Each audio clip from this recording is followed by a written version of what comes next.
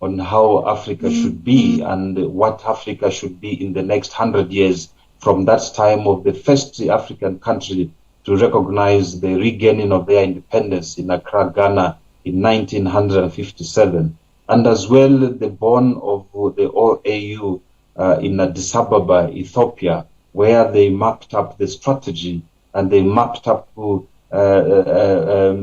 plan. They mapped up who's supposed to be involved. They mapped up all the corners. If you check that document, which was signed by 32 heads of state, we shouldn't be talking about finding out what is wrong with Africa and how Africa should be. It is quite unfortunate that we are going round and round instead of us going together. Uniting Africa by one single language, that is in the document published many years ago. The language that we thought that we can speak. But again, that has been faced with so many obstacles in the way that Africa, including the world, there's more than 2,500 languages, and the language system itself, the linguists have indicated that they haven't done much, to educate the people, in terms of the promotion of the language, which is a universal community for all the people of Africa.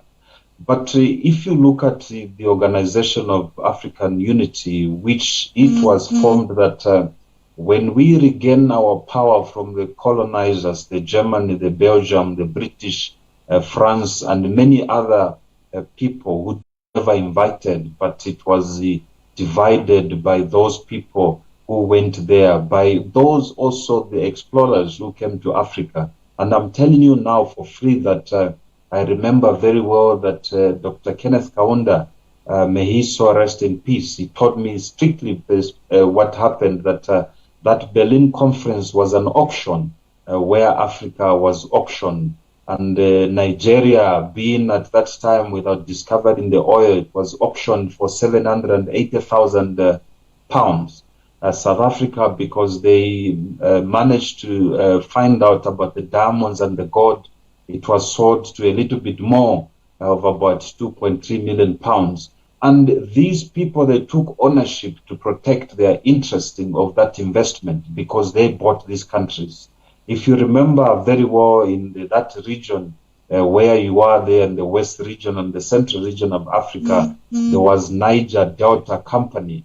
That company still exists now. That company is the one which bought most of the African countries that you are talking about, including the Francophone countries, which were ceremoniously given to France. And France has got control.